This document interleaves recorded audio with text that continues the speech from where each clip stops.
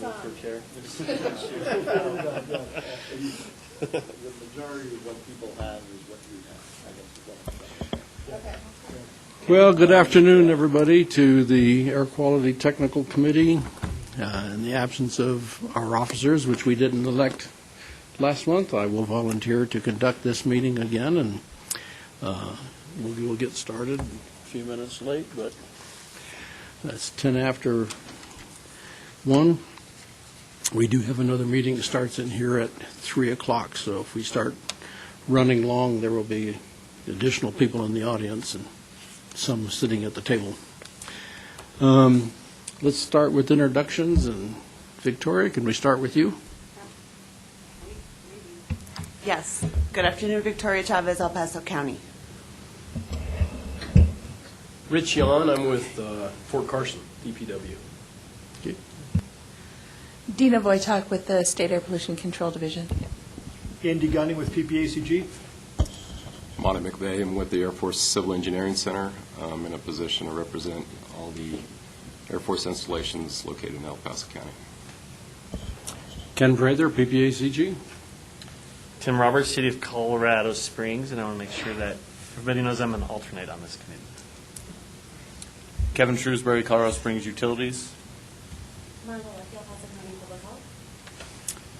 And in the audience, Lee, we'll start with you. Lee Milner, well-interested citizen, former chairman of this committee about 18 years back. Captain 1 year PPACG. Agent Martel, City of Colorado Springs. Megan Belmont, Peterson, Pittsburgh. Susan Cruz, Princeton, Citizen. Marianne Reed, Italian, and Lily, Concerned City.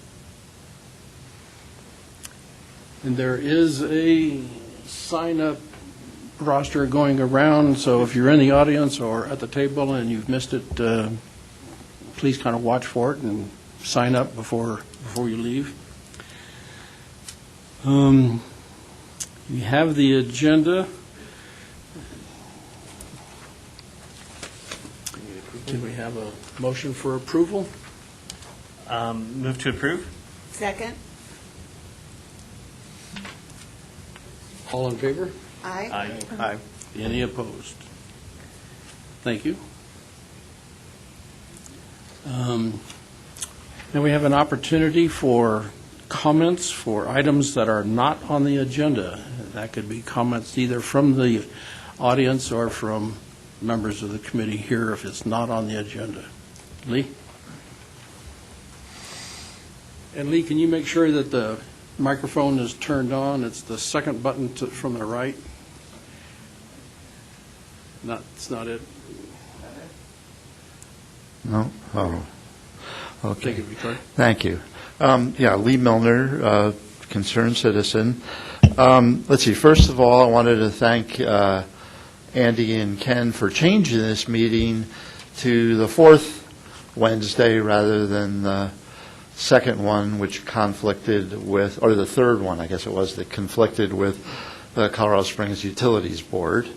The website is getting better. At least the date of the third Wednesday is gone, but there's still no date on the website showing that it's now the fourth.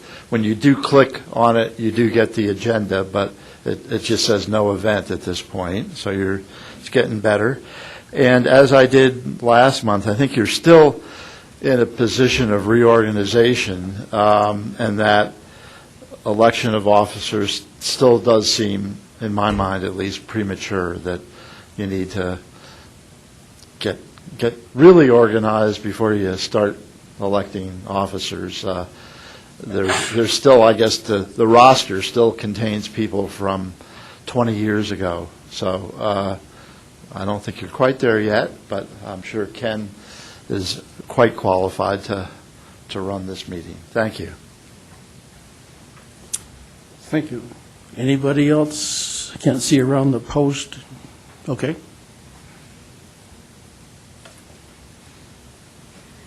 Thank you. Hi. Like I said, my name is Randy McCallion. I have a master's degree in public health. I am also a mom of two and a local activist. I'm going to speak on just a couple things real quick, so one or two may fall into your agenda later. I'm not completely certain. Okay, so I'd really like to encourage the committee to work towards closing Drake, and I know that is in the future of the Drake plant anyway, but in order to do that, we need to be investing in eternal energy sources, structures, infrastructure now. And I would like to see more of that investment so that when it's time to close Drake, and maybe we can even do it early, that we're prepared for that. I want to ensure, though, that as we switch to eternal energies, we remember that natural gas is not an eternal energy, and it also is not clean, and that fracking is extremely damaging and dangerous for our health as well, especially to water. The Drake power plant emits many poisons, such as mercury, sulfur dioxide, nitrogen oxide. These poisons exacerbate asthma, emphysema, bronchitis. They've also been linked to miscarriage. It also exacerbates heart disease. It's costing, or air pollution and water pollution, pollution in general, are costing our city $65 million annually. And that was from a study done about 10 years ago in our city. So again, not fracking, not natural gas. We need to be investing now in eternal energy structures so that we can make this switch and close Drake. We also need to be investing in public transportation. I would like to see our city look to the future and understand that we're going to need to be localizing in order to survive climate change and what's coming. And so as we plan future developments in our city, I would really like to see that forward thinking in making sure that places are walkable or easily able to get through a public transportation system so that we decrease the need for individual vehicles. We just, this morning were told that City Council, and, I'm not quite sure your relationship yet with City Council and what powers this technical committee has, but I will understand that soon. Our City Council approved a new Shields, which is going to be right near the Bass Pro. That just seems like terrible planning for our infrastructure in the future, and where we could be bringing jobs and having less pollution by major corporations in our city. The Air Force was also approved for a Welcome Center expansion, and I just want to make sure we're thinking forward with our city that we're not going to be building infrastructure in places that doesn't need it, and instead that we're putting infrastructure in places that need those jobs and need that economic boom, such as Central or South Colorado Springs. So let's ensure these infrastructure projects are benefiting our city and that we're taking pollution into account for them. And I would just like to urge the committee to please remember that you're here to protect people, and we need to be thinking about long-term strategy. We're not here for profit, and we're not here for corporations. We're here for the people.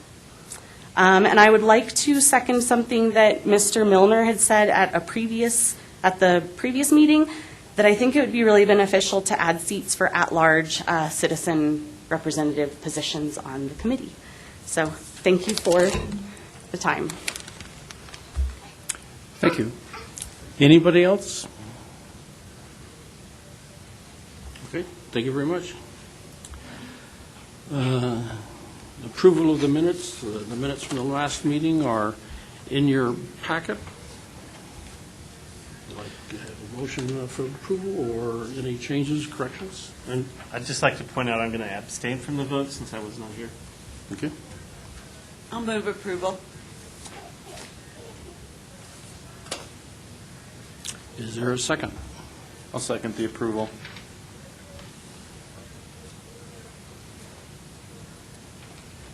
No, I'm sorry, your name again? Kevin Shrewsbury. Kevin Shrewsbury.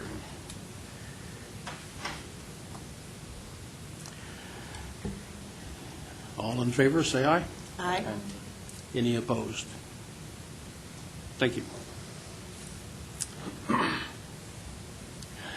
Our only action item is election of officers. This was a carryover from last month and when the item was tabled because we didn't have very many members here. There was some confusion as to who was representing what entities. The military members have mostly I think all of their memberships are current and approved by the board. Understand the city of Colorado Springs is making changes in its primary voter and alternate members, but we haven't received that Letter, formal request yet, an approval by the board. And I think, Dina, the health department's in the same position, that you're looking for a permanent representative from the health department. So with those personnel still kind of up in the air, as well as the broader question of membership and representation from our smaller communities in the region, I would be open to leaving the item tabled and continue it till next month at least. I move we table the item? I'll I don't know second. if it's already tabled, whatever is the proper Mr. Roberts rule Well, it is. says action, so Yeah. I figure we have to table it I again didn't know with an action. how to do that. So, okay, Victoria is for a motion to table for another month. We'll just say for another month. Do I have I'll second the motion. I'd also like to add that Ryan Trujillo is the person that we believe will be the AQTC voting member, primary member.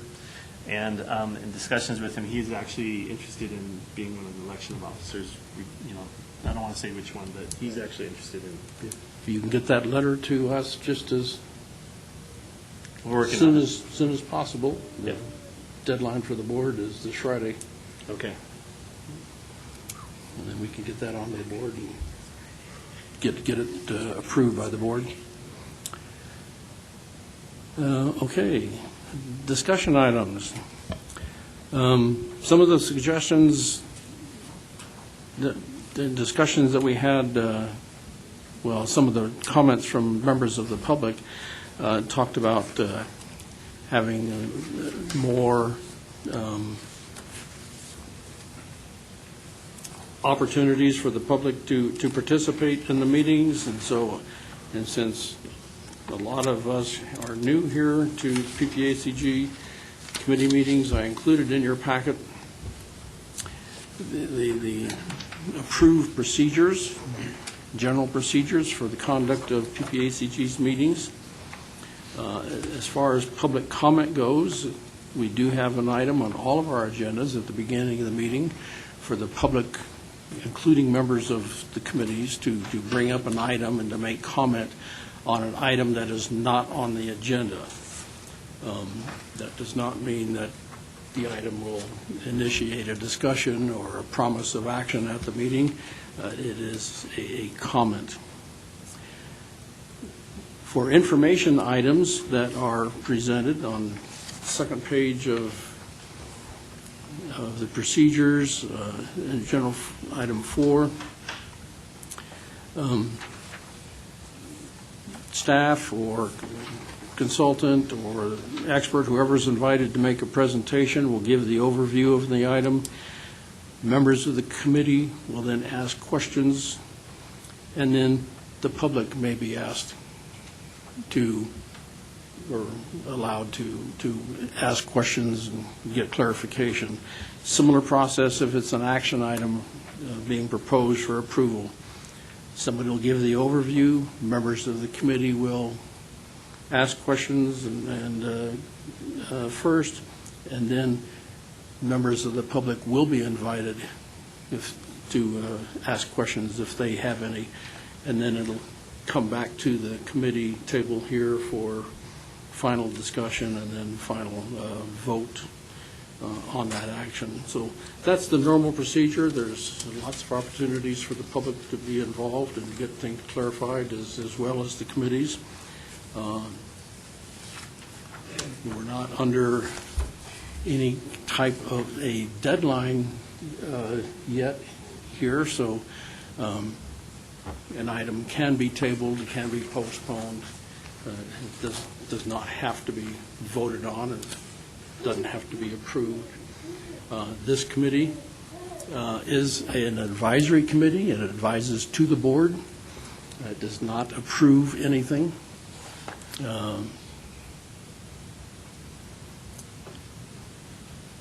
We are an advisory to the board, and kind of for your clarification,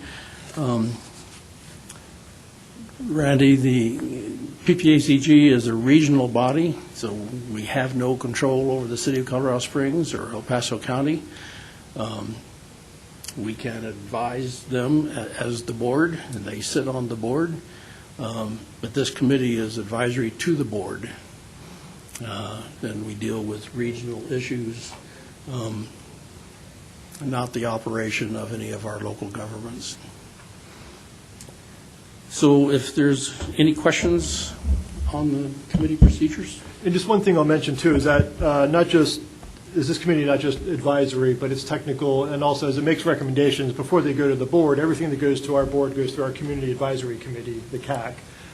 So that's also driven by citizen representation and at-large appointments and so forth. So there's a number of opportunities for the public to get involved. We did raise the issue with the board earlier this month or last month about the discussion with this committee last month about additional representation on the committee. Didn't get direction, but told them that we're still kind of trying to sort through all that as well. So we did put that on their radar.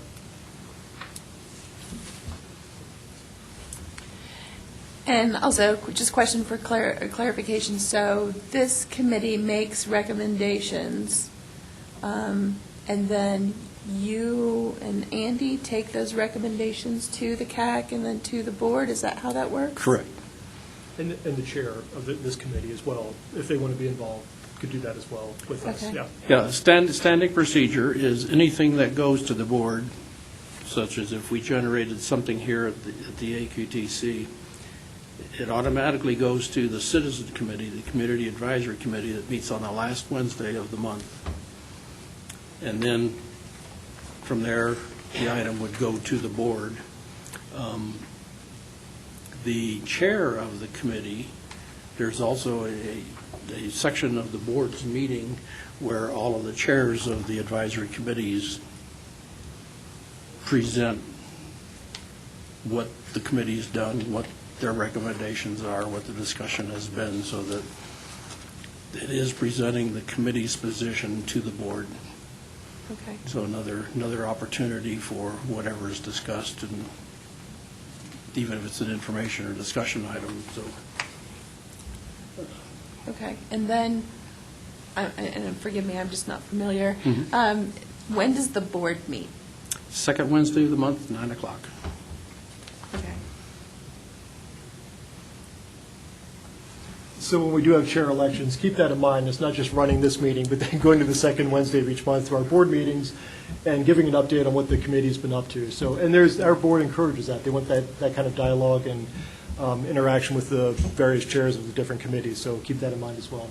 So the board in the board packet, they get it a week before their meeting, just like you get the material for this meeting a week before the meeting. They'll be aware in their packet that was mailed to them of the issues and what's on the agenda. So it's not like you're walking in and briefing the board and blindsiding them. So they've had a chance to study it and prepare questions, and sometimes they get into a good discussion with the chair, and a lot of times they don't. So. I'd point out, too, that these committee reports are at the beginning of the meetings, so that if you're a chairperson, you can give your report, right? We changed that. Oh, you did? Well, before I got here. So now the committee reports are at the end of the agenda. Yes. Oops, never mind. Sure. So, yeah, if time is an issue, you could Yeah, we can wait make the accommodations. Yeah.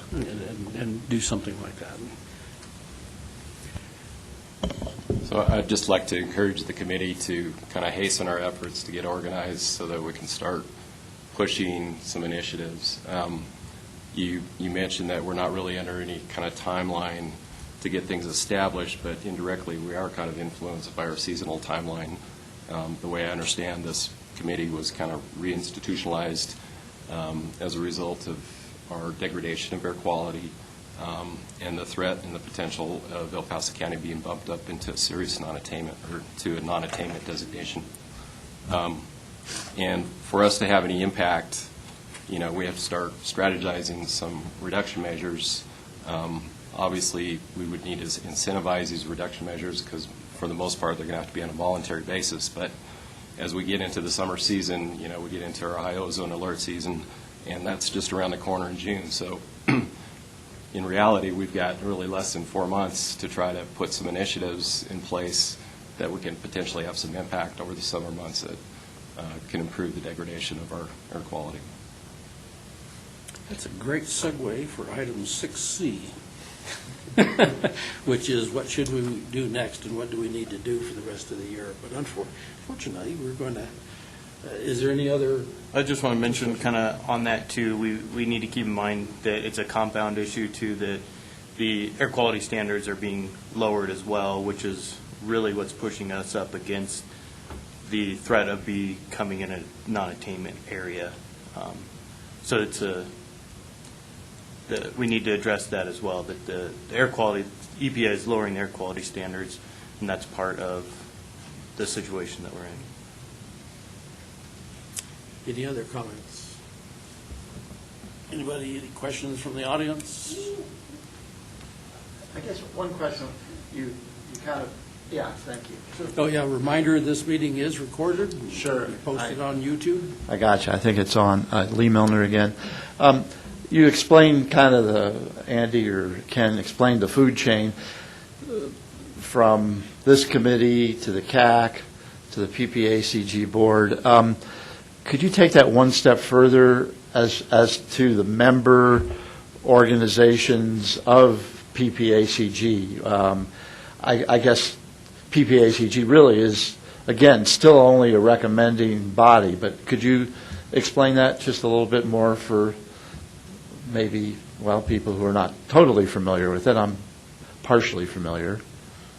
Sure, and that, maybe it's a question for, well, probably Ken or Dina, because I think we're still trying to sort out exactly where our limits end and where the state begins. But anything we recommend would be rolled up into a state, if we're in non-attainment, into a state implementation plan, correct? And I don't know what the process is after our board would make a recommendation. But Well, I'll step back just a bit.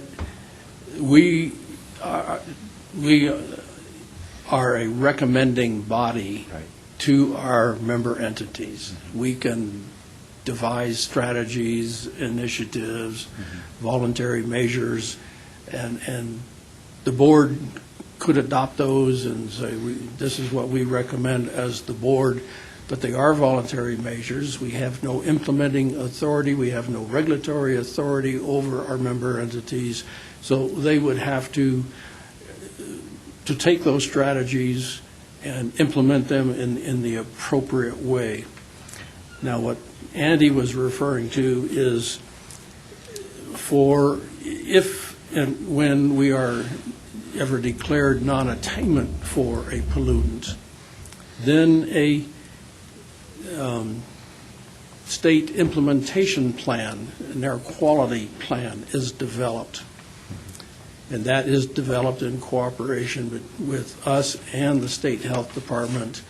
It does get approved by the Air Quality Control Commission and approved by the governor and approved by the legislature, the Colorado legislature. Colorado is unique in the U.S. in that we're the only state where the legislature gets involved.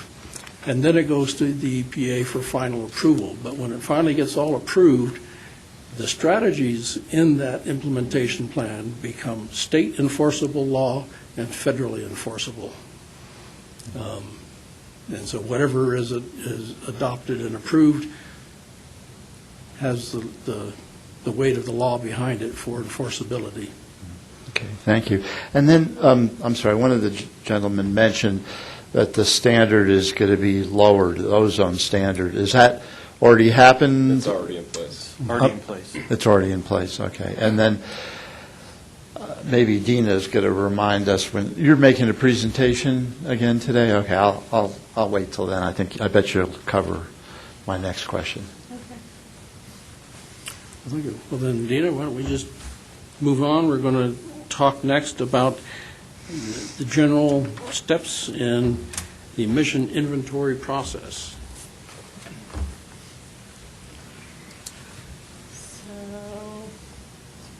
Does the mouse work over here? Make sure you use the microphone real well. I will test drive it as soon as we get the presentation up. The mouse is right by your water bottle. Should be right down there on the bottom. Right there. Yeah, right there. Wow.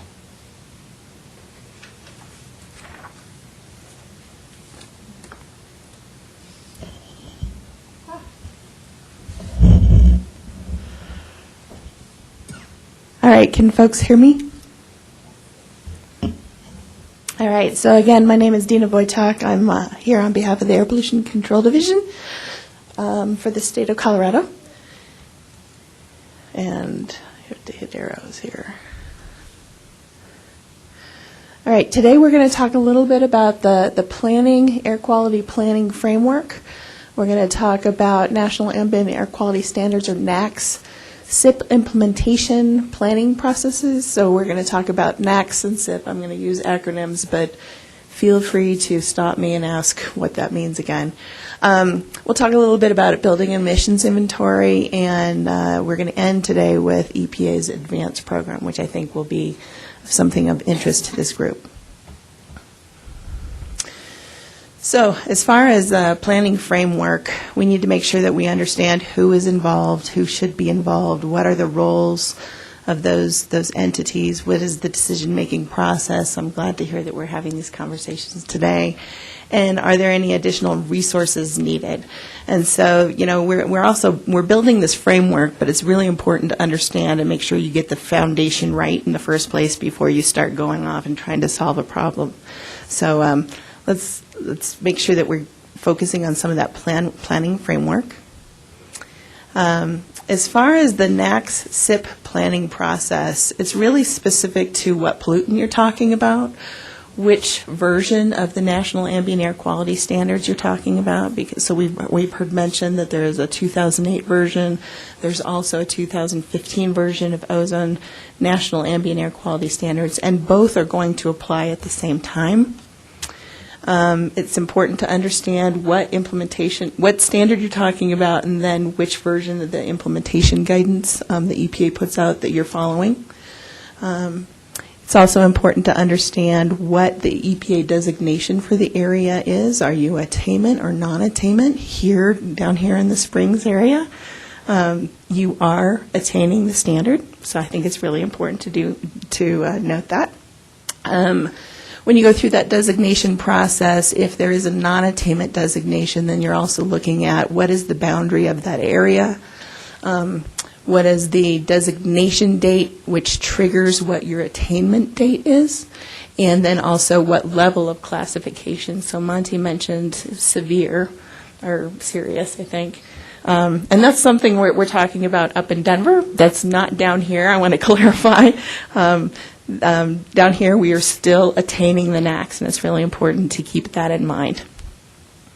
Then you're also, to understand all of those things, that's important to understand all of that before you start looking at what are the required SIP elements under the Clean Air Act that you're going to have to address. So it's really specific to which pollutant, which version of the NAAQS, and the classification.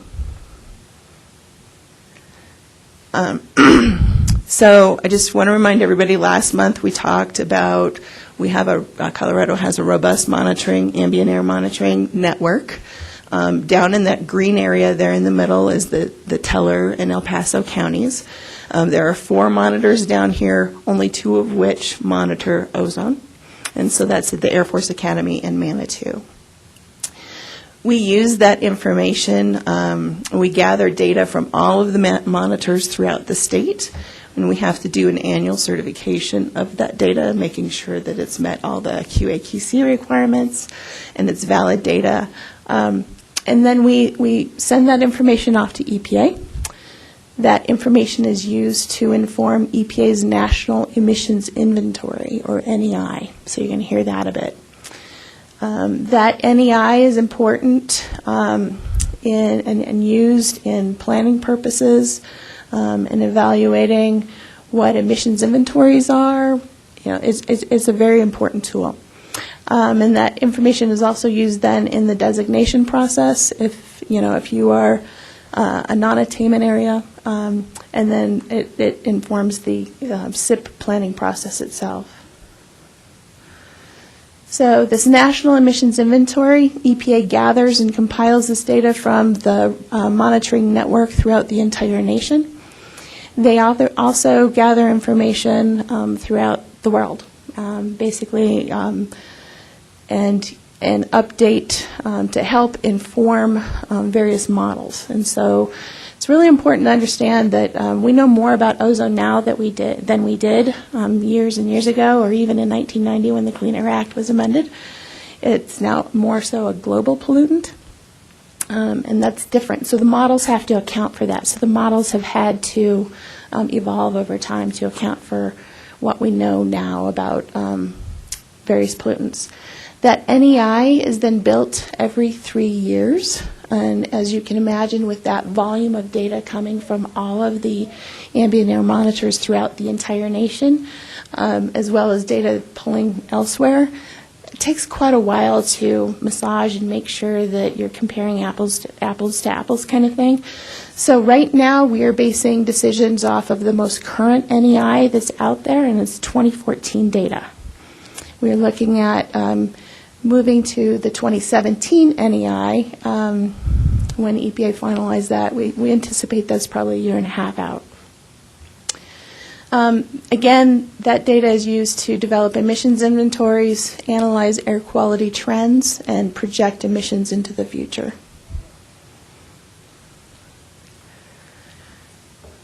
So, just for some perspective, I wanted to talk a little bit about the 2015 ozone NAAQS timeline. I'm sorry, it's pretty small. So, in 2015, EPA promulgated this newer version of the ozone standard, dropping it down to 70 parts per billion. Then in 2016, Colorado did its initial recommendation to EPA on, based on our monitoring network and the data that we have access to, what areas of the state were attaining the standard and what areas were not attaining the standard. We also get a chance to make a recommendation of what that, for areas that are not attaining the standard, what the non-attainment boundaries would be.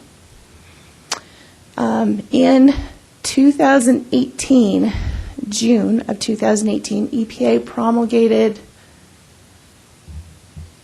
its designation, and the effective date is August 3rd. And I'm sorry, that's the first red flag. And in parentheses, the importance why I put that August 3rd date in there is that's the effective date. So a lot of times when you see something come out of the Federal Register, that's the date it hit. It's posted in the Federal Register, but it doesn't become effective until some amount of time later.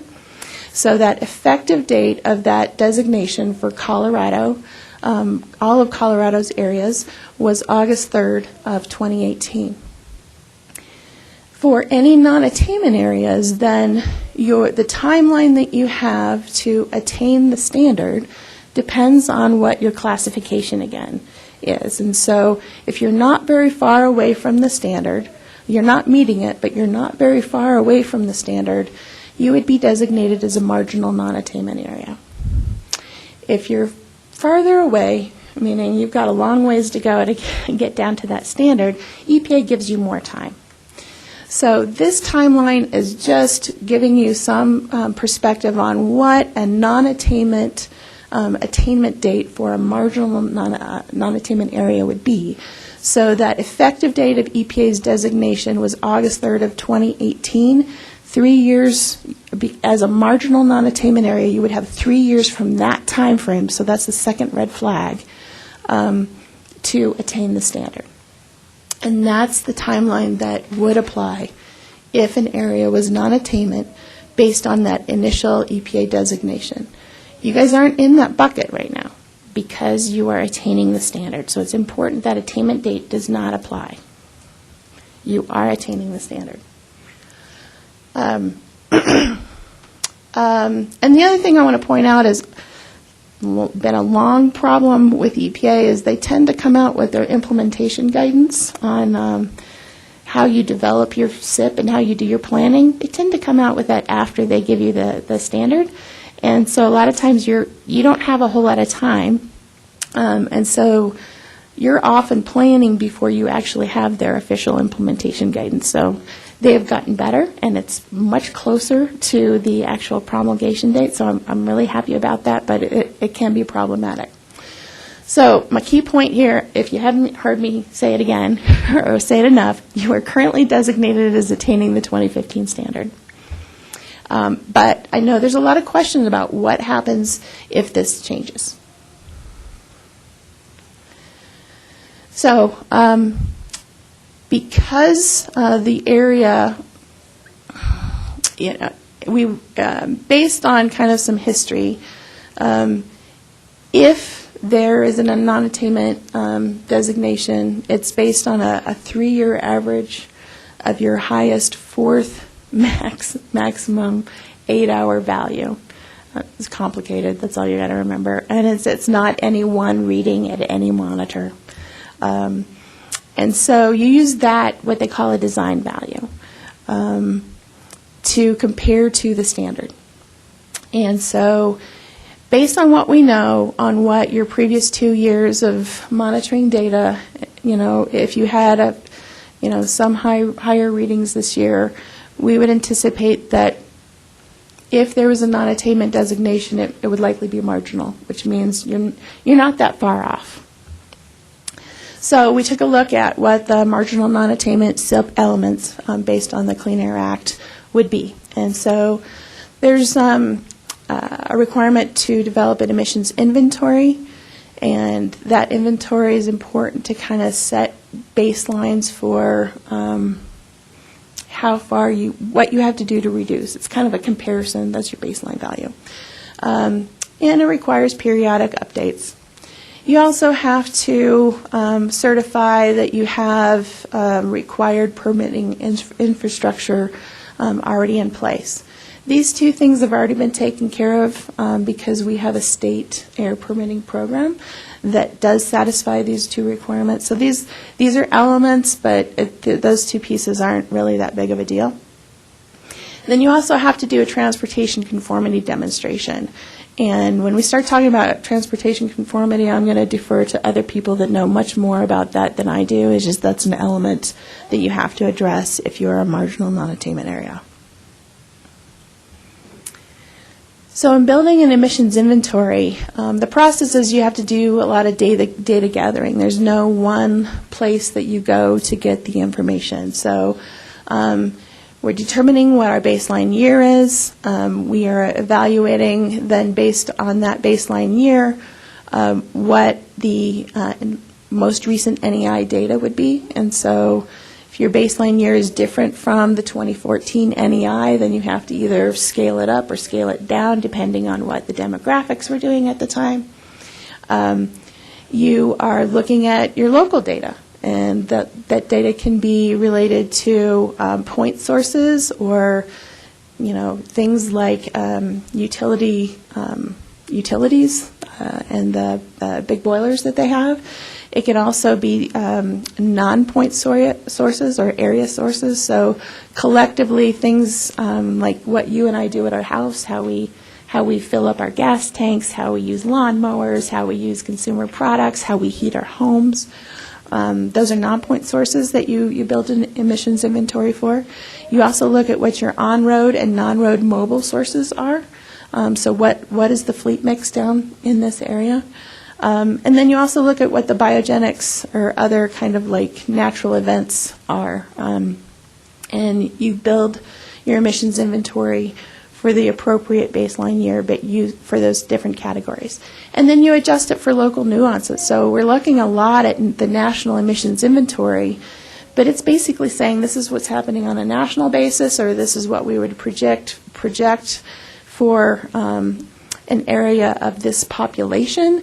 But say maybe that, most people, and I'm just going to, a total hypothetical here, aren't heating their homes with natural gas, and they're doing something, they have oil heating, which is more of a back east kind of thing. But so you would adjust for what is different about your area versus what is taken into account with the NEI.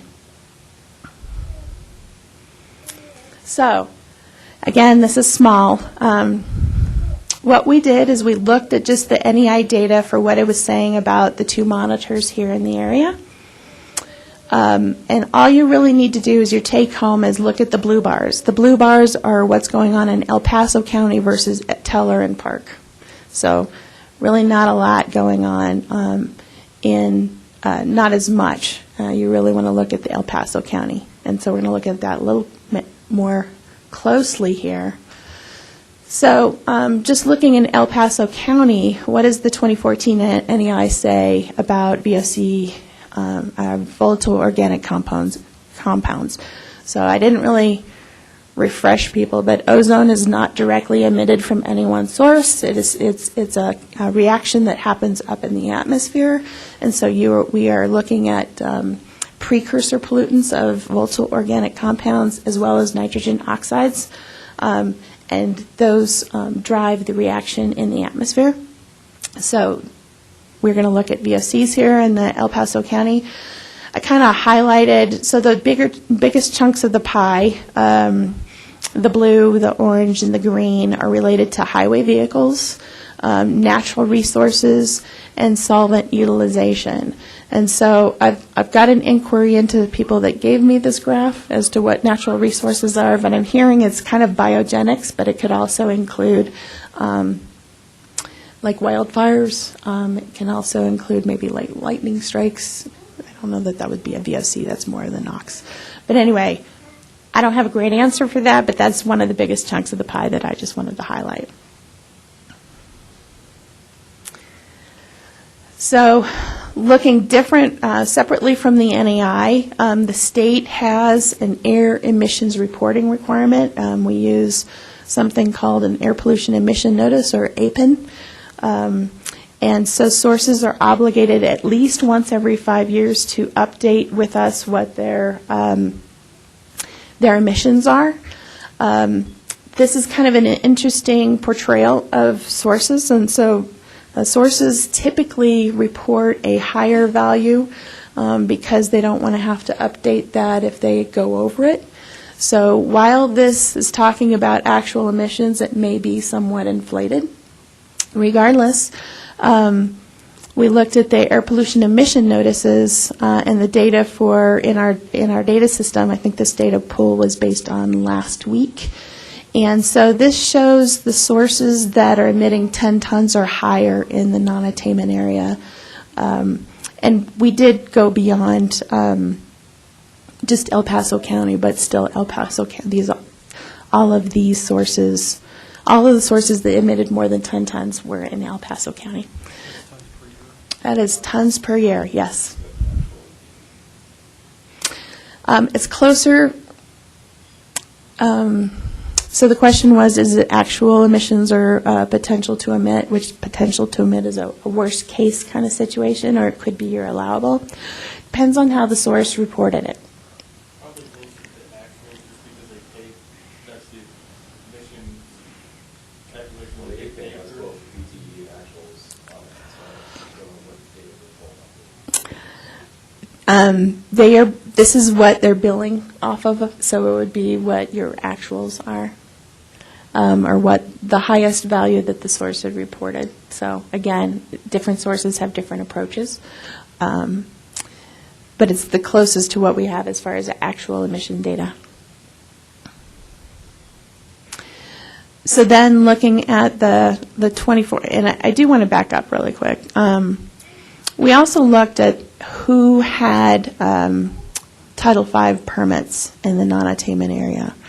And not all of these sources are required to have Title V permits. And so it's kind of a fancy way of saying the biggest sources that have the potential to emit over certain thresholds. And when you're talking about VOC or Nox, It's over 100 tons.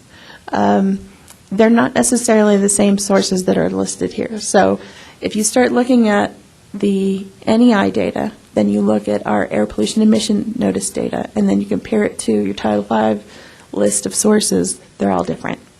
So when you build an emissions inventory for SIP purposes, you're massaging all of the differences and trying to make them make sense.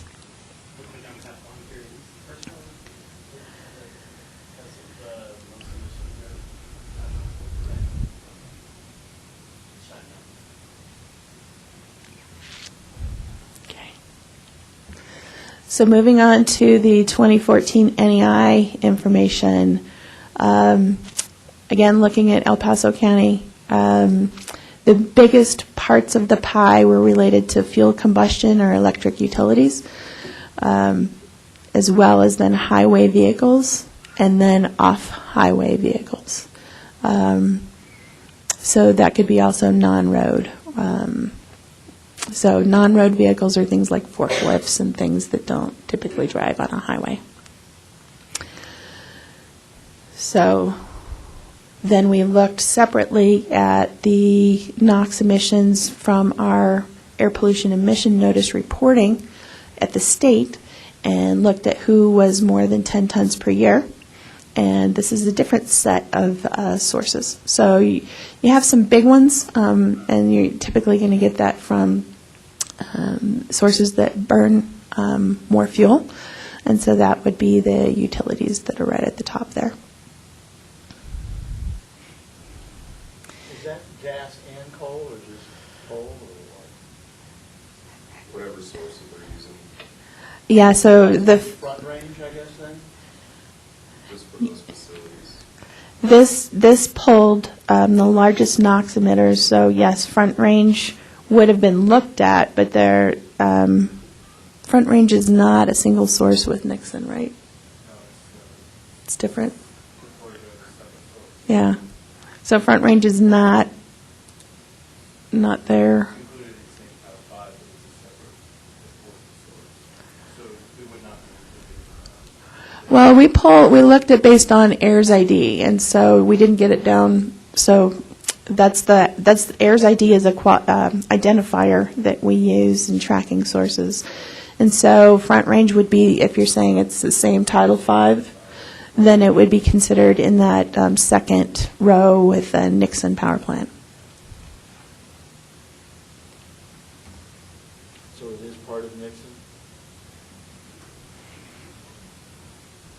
Again, What is Front Range? they have some turbines. Front range is the combined cycle combustion turbines. It's one of our electric generating sources on the same property as the Nixon power plant. Natural gas. Yeah. So all I did with this data poll is just look at what facilities had the highest NOx or NOx more than 10 tons per year. I did not start diving into emission points. I may have some knowledge because, maybe once upon a time I was an inspector and I was familiar with some of these sources. But that my knowledge is not current. So we would have to do some diving to look more closely at these. But this is all publicly available data? Yes. All right. Modeling can be done to project what your emissions are going to be in the future. It's really important to understand that modeling is not required for any marginal non-attainment SIP. However, it's helpful. It's a helpful tool. And usually when we're doing modeling, we not only are modeling for whatever the baseline year is, but wherever we're projecting in the future, and usually you look at an attainment date to see, how you're going to do that year. And then we try to take into consideration what we know as far as requirements that will be on the books or on the way, meaning they are already put in a rule or required as a result of a rule, or if there's other, commitments out there as to changing the way a source does business. We had several years ago, the Clean Air, Clean Jobs Act, where it had a number of either shutting down of different coal-fired units or conversion to natural gas. So those are kinds of things that we would take into consideration, that they were on the books or on the way, because that had something that they had some requirements. I think they were just finalized and all in 2018, but they spanned a larger time frame. And then we also look at EPA's completed modeling. So they have done modeling in 2017, but that was in the context of the 2008 ozone standard of 75 parts per billion. They are also completing modeling for 2023 projections as far as the 2015 ozone NAAQS. So the Colorado NAAQS SIP approval process, we've talked a little bit about this. So there's a role with a lead air planning agency. They make a recommendation. That recommendation goes to the state's Air Quality Control Commission. And they adopt whatever SIP elements, including any necessary rules or requirements that have to be adopted as a result. Again, as Ken mentioned, Colorado is unique. We're not the only state that has to go through a legislative review of anything that's submitted to EPA, but it's not as common. And so what that means is it takes another year at least to get this process, get this ultimately to EPA. And when you're talking about, developing a SIP and, a 1 to 3 year period, that year can really make a difference. So it's important that we factor that in. Then the governor makes a submittal to EPA for approval, and then EPA acts on it. So this process, I've seen it take anywhere to 3 and more than 8 to 10 years. And when I say that, I mean for EPA to act. I would say more so a 3-year, 2 to 3 year process for getting it to EPA. But EPA hasn't always been very good about acting. They've gotten much better in recent years, but that's something to keep in mind. So I mentioned on the books and on the way, so I want to make sure that you understand that Colorado does have some existing rules already in place that are going to help. Just this last fall, our Air Quality Control Commission adopted clean car standards for low emission vehicles. We also have statewide oil and gas emission requirements. We have reasonably available control technology requirements. If you ever hear anybody talk about RACT, that's what that is. Those are things that have to be addressed in a moderate and higher ozone non-attainment SIP. So it's something we've been active in dealing with up in Denver. So we have RACT requirements. We have some statewide requirements that just broadly apply. One of the basic ones is no disposal by evaporation. So you can't just get rid of something by letting it dry out. The example is like auto body shops with solvent-laden rags. So sometimes they may not want to dispose of it as a hazardous waste, so they let it dry out. And we've told them that that's not okay. So there's some statewide requirements that already apply. There are some RACT requirements that apply in existing non-attainment areas. The existing non-attainment areas, again, the Denver metro area, the North Front Range. And then there are some requirements that will be triggered for any new non-attainment area. So we already have some rules in place that says if there's a new non-attainment area, these requirements for certain source categories, the sources have some time to bring those into compliance. And I think they typically give them a 2 to 3 year time frame. Those RACT requirements are all, they can all be found in the Air Quality Control Commission's Regulation 7. We also have some anticipated proposals that are coming up that I think will also help.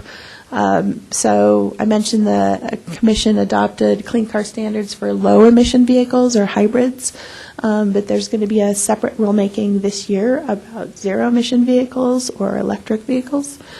I don't know that there's going to be a whole lot about hydrogen cell, but anyway, there's going to be a rulemaking that you may want to follow.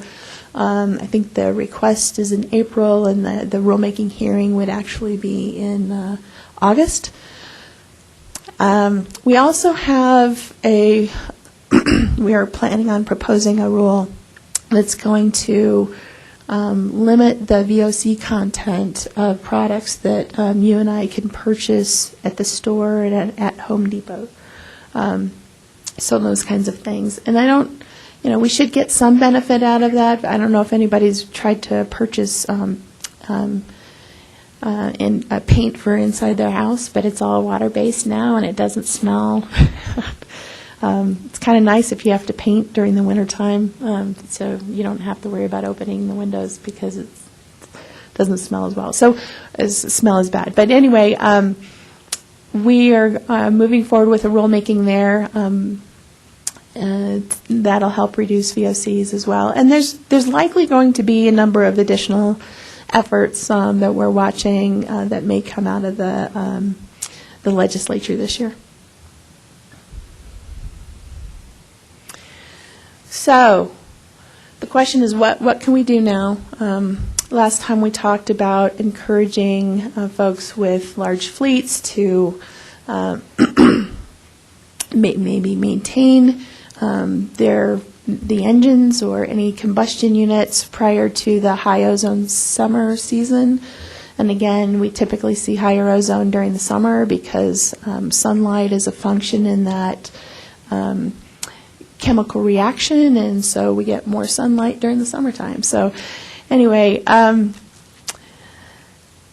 this is another thing that, another program that this committee may want to consider. EPA's got something called the Advance program, and it's really designed to encourage areas to continue maintaining the NAAQS by taking near-term steps to improve local air quality, pursuing multi-pollutant reductions. So when I say multi-pollutant, not just VOC or NOx, but maybe seeing if you can get a greenhouse gas reduction or some other pollutant reduction as well. And then it also provides grant and funding opportunities to do this. So that's something that this committee may want to look into. The participants get to determine their own goals and the measures that they want to implement, and that's within reason. So if this committee decided that they want to pursue this, they would probably end up partnering with the state, and we would jointly approach EPA about this. But there's options to reduce mobile source emissions. There's programs associated with that, energy efficiency programs. There's point or industrial emission reduction opportunities, as well as area source, or again, those things that you and I can do by changing when we mow our lawn and when we fill up our gas tanks and that kind of thing. And then there's also air quality awareness and education programs. So there's a lot of tools already out there. Don't feel like you have to reinvent the wheel. And so this is a great place to start. So with that, I want to reinforce that we want to continue trying to establish the planning framework, who's on the committee, what we're deciding, that kind of thing. Making sure that we're building capacity, educating ourselves is a great first step. And developing kind of a long-term plan. What is it that we want to do? What is the board's direction to this committee? I think would be really helpful. And encouraging just carpooling and public transit, reduction strategies for fleets. Again, maintenance when you fill up the vehicle. Maybe a delay or reschedule long distances on projected high ozone days, that kind of thing. Looking for reduction strategies for key sectors. You can do maintenance or tuning requirements, again, for combustion sources, trying to minimize your solvent use or using low VOC products, minimizing your painting operations, those kinds of things. And I'm sure you probably have a number of other ideas that you can share as well. Make sure that you are, I think, Ken, I shared the link with you to make sure that you're getting the health advisories for ozone that the state pushes out. So if there's a way then that you could, push those out separately, maybe to news networks or, again, the bigger employers, that might be helpful. And then we also have this industrial participation in voluntary measures forecasting. So this is separate from the health advisories that come out. Health advisories typically come out by 4 p.m. the day before they anticipate a high ozone day. And we do those health advisories specific to the monitors down here. So again, there's ways to connect and get that information. But separately, we've talked a bit to industry, and they basically said, it's really hard for us to change what we're going to do if we only get noticed by 4 p.m. the day before. And so we've come up with a kind of a 3-day forecasting system, and industry can sign up for receiving those kinds of email alerts, and so that they can rethink. Maybe I had a long trip planned, lots of driving planned on something that was going to be forecasted as a high ozone day. Maybe I can switch that to a day that is not going to be. So anyway, maybe I could not do certain activities during those those forecasted high days. So forecasting gets a little tricky because, as you guess, the weather forecasters, change their forecast quite often, and so it's kind of an art. And there are a lot of emails that come out, so some people kind of get burned out over the summer because they're getting lots of forecasted high days. But again, if there's anything that we can do to promote these voluntary measures to be taken, that's always a good thing. Yeah. And you find a lot of compliance that actually following through on voluntarily changing their deliveries? It's on a voluntary basis, so we understand commerce continues to have to happen, but if you're in a position where you can make those changes, those are encouraged. There's no compliance because it's voluntary, and while we can work and give folks ideas, we don't make them report back what has been done. Has your experience shown that they actually participate voluntarily? Some do. Some don't. Yeah. Some just don't want to tell us. So, anyway. So with that, are there any questions? I was wondering what the APCD might be able to do to help us regionalize health advisories for El Paso County in terms of doing those ozone alerts. So are you talking about health advisories or the forecast, the 3-day? The forecast, yeah. They're not forecasting specific to these monitors down there, up there. But I think, just tying into that network, and we're trying to understand right now the relationship between what's going on down here versus what's going on up there. I don't know that there's a relationship, but the best we can do right now is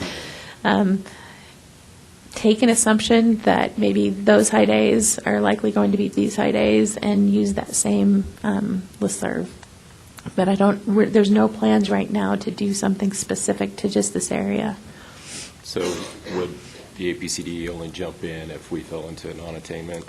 So in other words, we can't get any support during the interim while we're still in an attainment status? What kind of support are we asking for? Well, so you want to regionalize and, create your microclimates for our Front Range area. Your forecasts are not going to necessarily be representative of a high ozone alert day for El Paso County could be comparable, but if we could, if there was some sources we could tap into to help us regionalize that for El Paso County, to give us a little bit more accurate forecasting for high ozone alert days, that's kind of the direction I feel at least El Paso County needs to go. And if we can't rely on some support from you guys, then obviously we know we have to look internally to El Paso to see what could be done. We are interested in supporting El Paso County and the Pikes Peak area. So we'd have to talk about more what that looks like. Right. And again, whether it's not, we can use that relationship to maybe what's going on in Denver versus here. I think we want to understand that before we go off and Sure. try to develop something specific I guess for I here. would propose to the committee that should be a very, very critical first step for us as we start to vet out, initiatives for reduction measures. And then, to me, the next step is trying to figure out how to incentivize those reduction measures, because I think that's what the Denver Metro Front Range is. They've done a good job in terms of doing the notices, anticipating when the high ozone days are going to occur, getting those notices out to the sources. But what they haven't done is incentivize those sources to implement reduction measures. And I think that's the next step we need to do in order to have any efficacy for this. Well, some of it depends on what you think is an incentive, because I think, this possibility of being non-attainment, that's a pretty strong incentive.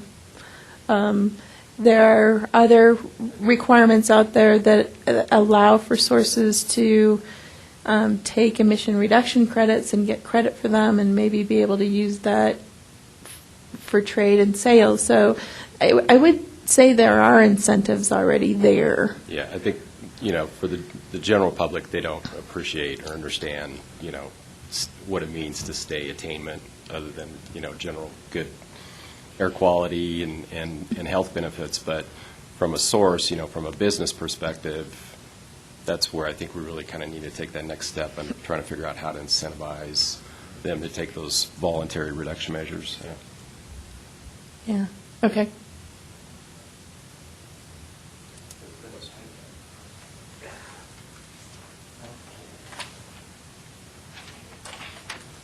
Well, Lee Milner again.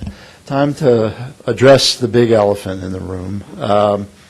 Tim could stand on the corner with a sign saying carpool and ride your bike at Cascade and Bijou from now to whenever, and the effect would be very small. Dina, last time you said look at the sources that are 1 ton a day and more, and there are 2 of them. One of them is relatively close to the 2 monitors that measure ozone, and that is, I'm sorry, what's your name from Utilities? It's Kevin Shrewsbury. Kevin, okay. Are you the new permanent person, or is you subbing for Chris right now? Yes, I'm the alternate to Chris. Okay, great. I think we're lucky in that we do have a utility that's owned by the city.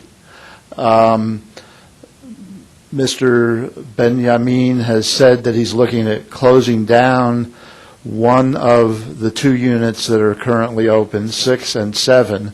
He's looking at shutting down 6 this year. I don't know if that might have slipped into next year. I'm not quite sure at this point. And if it's 4.3 tons per day, and I'm not sure what Drake 6 is, maybe 30%, and 7 is maybe 70%, roughly 30 to 40% of the NOx that comes out, just roughly, I guess. That alone could keep us in attainment if we work with the CSU. Maybe it might be an additional reason to try to shut down 6 earlier rather than later, maybe by the time when ozone does become an issue. But if not, whether some of that production of electricity could be moved to the Front Range plant, even if it's, I don't know if it's more expensive or not. I guess what I'm really proposing is that we put together some kind of committee or subcommittee to look more at,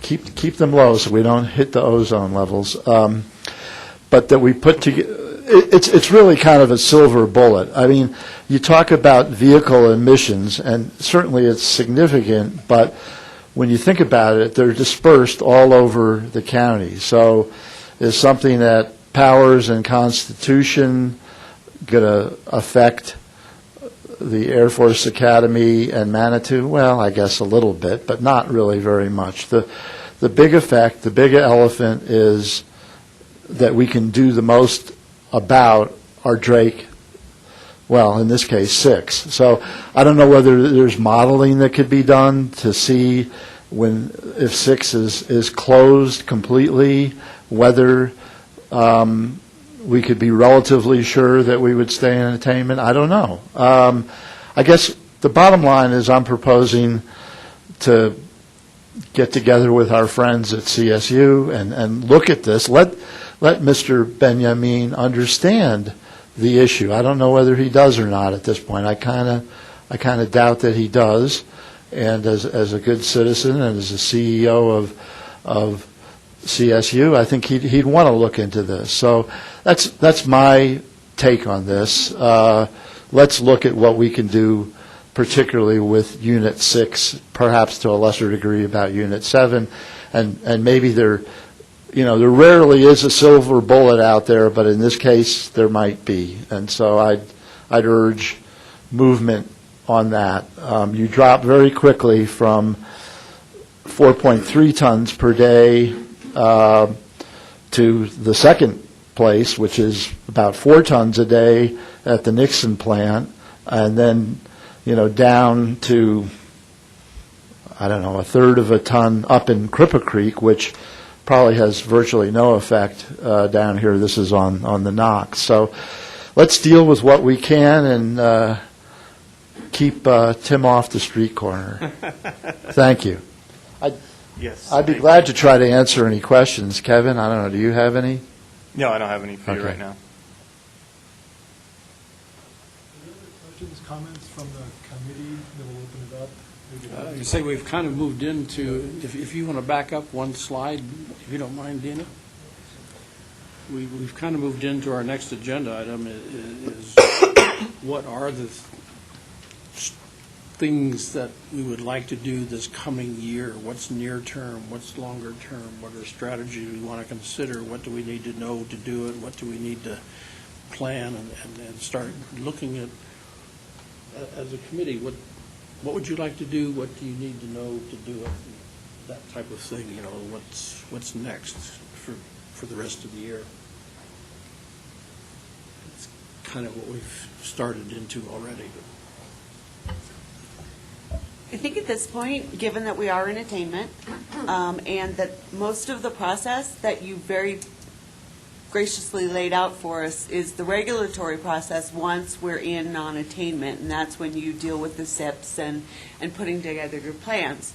So taking a step back, how do we have an impact on air quality while we're still in attainment? And those are going to be those outreach and education strategies that this area, Denver, they know about their air quality issues. Down here, the general public is far less educated about what a Nox is, what SOx are, what Vocs are, what all of those things are. I would say one of the biggest complaints we get tends to be about dust from gravel roads. And so that's the big air quality issue we hear at the county. So I'm thinking that putting together an education and outreach strategy is really going to be very effective, because if you look at those national emissions standards or emissions inventories, it pretty much across the board, those home sources from things that you do at your house and driving your car, those are going to be your biggest sources. While a point source is a nice thing to look at and say, let's go after that. We have to remember to step back and go, changing my incandescent bulbs to LEDs help us reduce that electric load that then we have to generate from. So taking that very holistic approach and getting the word out there, because people have no idea what ozone is, where it comes from, and how close we are to that standard at this point.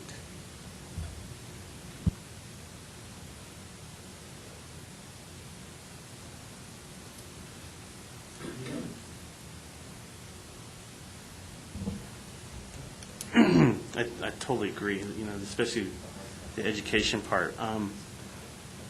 Prior to becoming non-attainment, are there any funds available to help get the education outreach? You asking me? Anybody? Well, that is part of the resources that would be needed, is we identify what we want to do, then it's staffing, it's time, it's the money, it's paying for it. Time, if we're going to do something that's going to have any effect, it's going to have to be in the next 2 or 3 months before the summer season gets here. What can be done that can be thrown together that quickly that would honestly be effective? Or are we kind of doing a whole lot of spinning, and yes, we can throw something out, but it's going to raise more questions that it'll answer, and will it truly have any impact on this summer? And if we get lots of thunderstorms in the afternoon, we won't have an ozone problem. If we don't get we got a nice dry summer, then we're going to have a lot of problems. There is, having been involved with the carbon monoxide SIP, there is not a direct relationship with reducing emissions X% and seeing an X% reduction at the monitor. It is very, very difficult to prove that relationship. So it won't be easy. It's a complex, confusing issue, and it's going to take a while to educate the public, but it's taken a while to educate us and to get us organized, and as we move forward, getting more and more people involved, there'll be a lot of repetition every time we get another group, a larger group together, but we got to start somewhere. And did I hear that even wildfires affect our... They are a source. The trees are a source before they get burned. They are a source as they're getting burned. So we're better off if we got no trees than everybody's dead. I mean, there's a little insect taking care of it. well, there are the beetles that are taking care of that for us.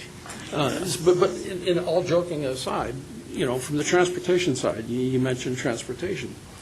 We always want more mobility. We want to be able to get from here to there faster. That's the worst thing we can do for air emissions. The faster we go, the more emissions. Congestion is good.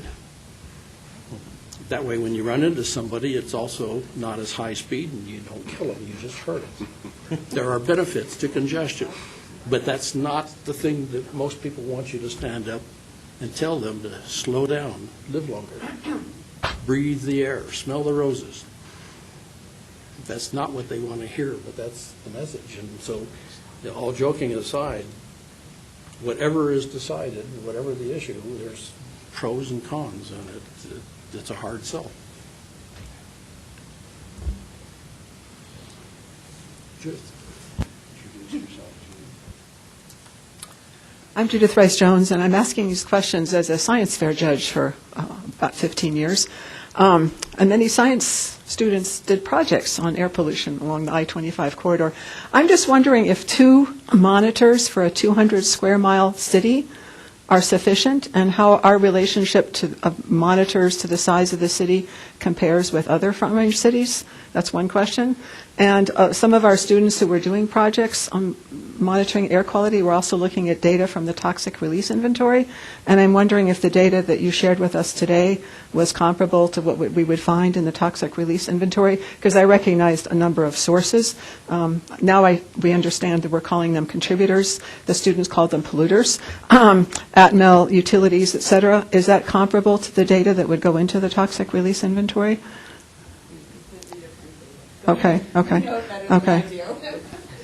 Yes, it is completely different data, completely different reporting frameworks, different thresholds, so I don't know that there's a way to compare. Okay. But what about the number of monitors that we have for a 200 square mile city? Is that a reasonable number? I guess the answer would rely on your perspective, but what we're doing is consistent with what EPA requires. Okay. And so, again, you are attaining the standard at this point. Okay. That may be something that we would want to revisit in the future. But again, if we didn't have a problem, everybody's always dealing with too few resources for what we have before us. And so I would say it's the most efficient use of our resources at this time. Okay, thank you. Carl? You took the wrong side of this table? Carl Schuler, Tim Roberts is our representative today, and I think going forward, just a backup, but just a suggestion as a member of city staff.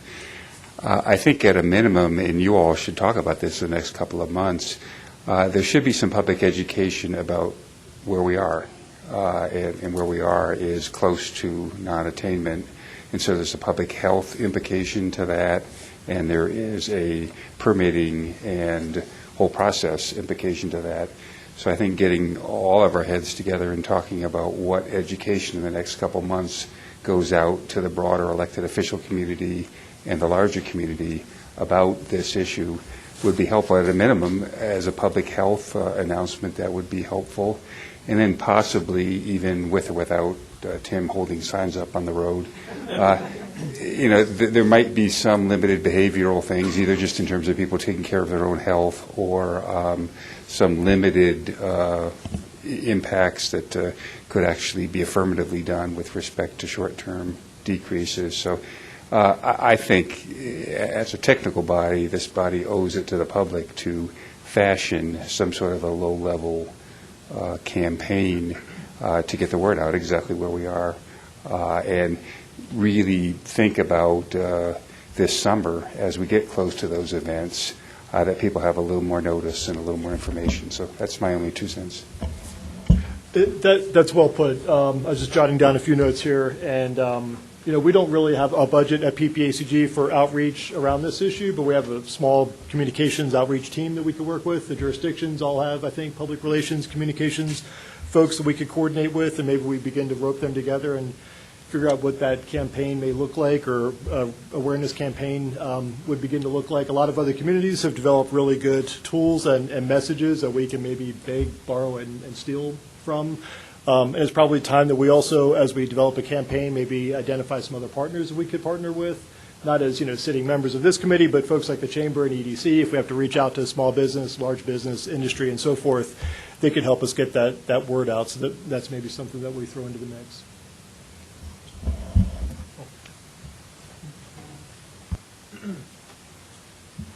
Hi, my name is Tom Triple. I'm Peterson Air Force Base. This is my first meeting, so please excuse me if you guys have already discussed something like this, but you were talking about incentivization for businesses.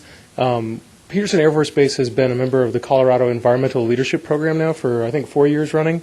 That could be a framework that you could look at as potentially getting information to businesses that could reduce impacts.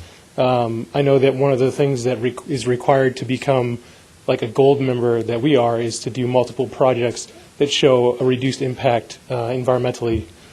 So that program has been great for us. I know that a lot of people are voluntarily joining that program because it shows that they have done that, and so they have that competitive advantage over their peers in the market. So just wanted to mention that as a possibility for outreach. So thank you.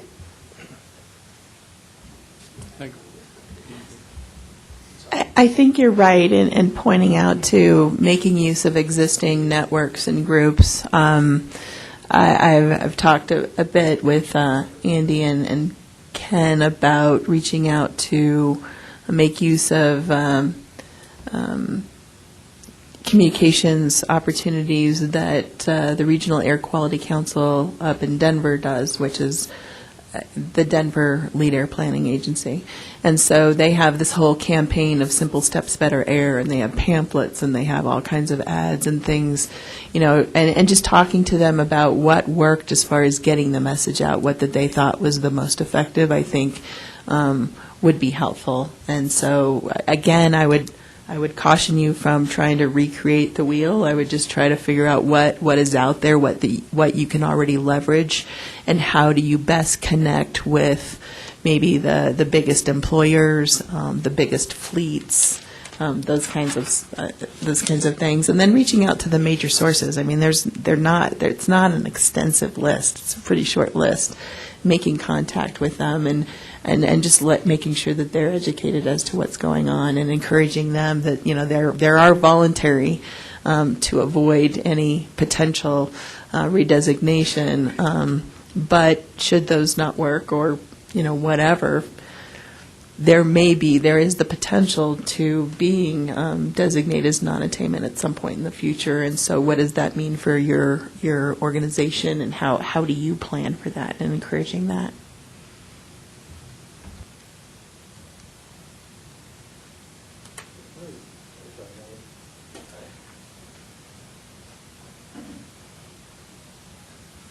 I certainly don't disagree with the idea of reaching out to the public.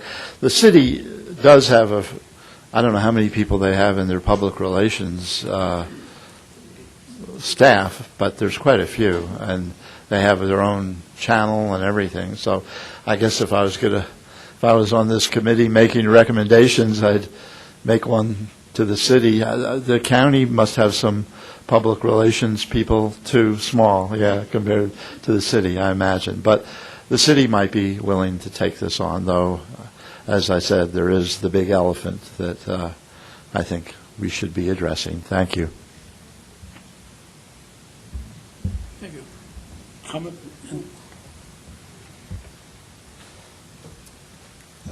My name is Jarek, and I represent Manitou Springs city, and I should be on this side, but I apologize for being late for this meeting.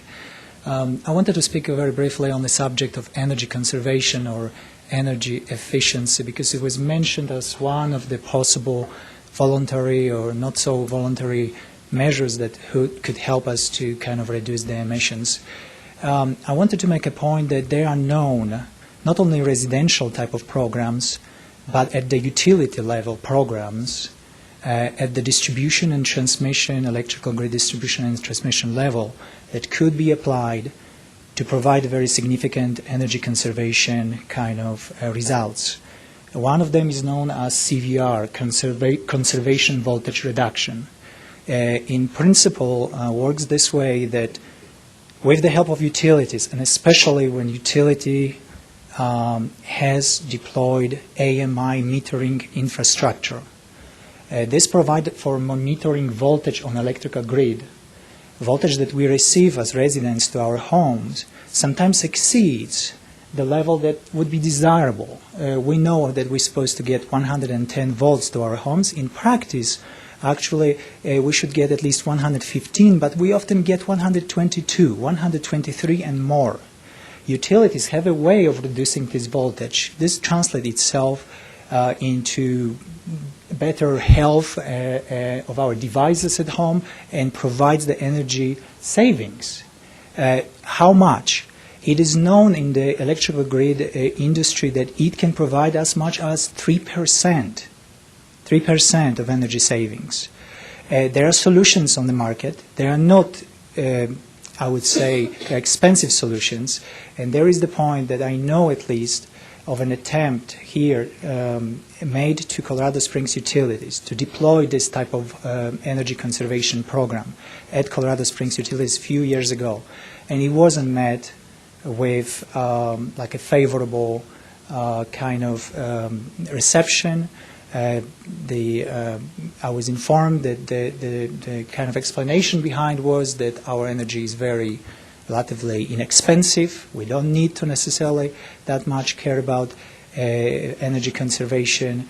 But then there we are a few years later, and we have another incentive, air quality, that perhaps if they knew that this is at stake here, they would consider this type of program, deploy it, and reduce the energy. But again, it has to be incentive because this translates for them into reduced revenue. So how do you convince them that now we save 3% of the energy that you couldn't save, that you couldn't sell? You save it, your revenue is going down.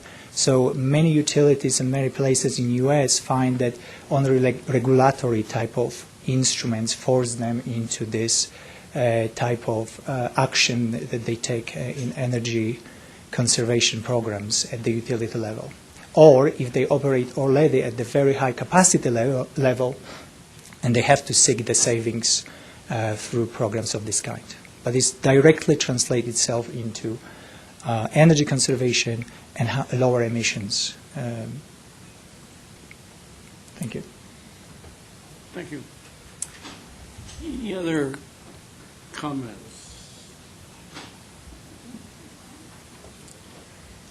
Well, if you do have one more, okay.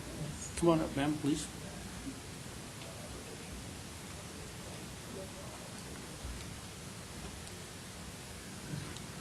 Thank you. My name's Susan Permit. I have one question, and then I have sort of a thought. Okay, if we get people to do things like avoiding mowing in the middle of the day and, mow at a different time, or not driving long distance on a high ozone day, so that will make a difference maybe to the, to the amount of ozone in the atmosphere at that one time. Will it actually reduce the ozone in the atmosphere, forever? Or will it, well, no, I'm sort of saying it may do it at the monitoring station, but will it actually do any good for, the world's atmosphere? Since I don't know how ozone works, I would like to know that. Ozone is tricky. And again, it's not directly emitted by a source. It depends on these precursor pollutants. It depends on meteorology and the amount of sunlight. And so I don't have a good answer for you. I think there's a lot of room for study as to what's happening at these two monitors. I know you don't like that answer. I'm sorry. No, that's okay. I just wondered if it was possible to know. That's all. It's possible to know, but I think it's going to take some time to study what's going on at the monitors. And, I've heard of things, if you ever hear of quenching ozone, if you have a whole lot of NOx at a certain point, it can basically titrate out ozone formation, and so it doesn't happen directly then, but it can happen later. And so how do you account for that? And so I think it was also mentioned here, and rightly so, that reducing emissions by X amount of tons does not mean you're going to reduce your ozone commensurately, because it's such a tricky chemical reaction. And so I think we need to study it to better understand it, to formulate a path forward. Yeah, I'll leave it there. Who knows? Okay, thank you very much, though. I appreciate that. I also had a thought about educating the public. I do work for the Colorado State Parks. I volunteer there right now, but I have done some work with, getting volunteers together and figuring out things for them to do. And I just wondered if it might be possible with all the other people who would be working on that to maybe get some volunteers from places like the Sierra Club. And, I do a lot of protesting for various environmental groups. It would be really nice to do something instead of, being against something, but actually being able to do something that would be helpful and would help to educate people. And I think there might be other people who would be interested in doing that too. So, thanks a lot. Thank you. We have Yeah, I'm sorry. I have to leave in like 3 minutes, so I'm going to spit out my last thoughts and then walk out the door like, Jerry Seinfeld or somebody.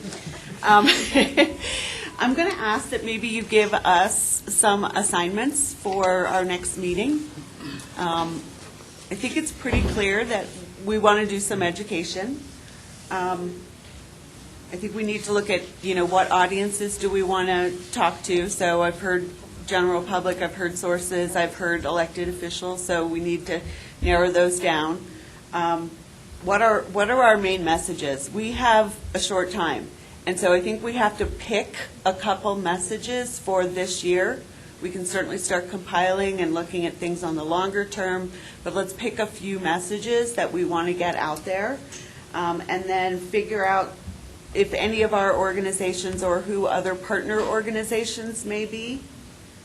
And then also maybe start looking to some grants, DOLA, EPA, somebody like that, to help us come up with some of the resources that we really need to make this effective. Because all of us sitting around a table once a month is not going to do it for us. We're going to need to buy some airtime and some things like that. So maybe ask us to come back with some of these ideas for you, to provide them to you, in 2 weeks before the meeting or something like that, so that you can then put something together that we've brought to you for us to look at the table and go, yes, no, I can do that. So that's my 2 cents, yes. Am I hearing maybe even a workshop? We could do a workshop. I was thinking just throw some stuff out there on your email. There's 1,000 websites of places that we can steal stuff from. I used to work in Indianapolis. We had a no-zone program. So I know that there are tons of things out there that we can just copy and paste and literally take. Anything the government produces is available for us to steal and use. It's completely open resources. So let's just start compiling some of those, take a look at them at our next meeting and go, yeah, let's do these 4, and we can throw this one up on our web, and I can get one up on my website, and maybe we, put them up some other places and things like that. But just start picking a few things and start going, because we don't have a ton of time before summer's here. I like that. We'll put together an outline and kick it out to the group, and we'll also have to pick another meeting date, I guess, for the end of March. And think about media contacts as well, who we could reach out as far as the media to help us get the word out. But yeah, we'll put our heads together, work up an outline, and get it out to the group here in the next week or so. And that's why I was thinking workshop, where we could also invite our communication specialists. And I'm fine with that, too. I Yeah. mean, we can certainly do that, but I was thinking just initial research, let's just grab some stuff and present it, but I'm happy to do a workshop, too. And if anybody in the audience has resources or messages or things, they could probably send them to Ken so that we could take a look at those, too. Sounds like volunteers. I know. I am willing to steal help from anywhere. So I'm sorry on that. I have to run, so sorry. Well, and right behind you, I think I'm going to throw everybody else out, because we have another meeting that starts in 10 minutes, and we need to set up for it. So I do thank everybody for their participation today and ideas. And if you have any, even members of the audience, send them to me in an email, and we will start putting all this together and planning some action items and get moving. And give us a deadline. I'm much better with the deadline. Yes. Thank you very much. This meeting is adjourned.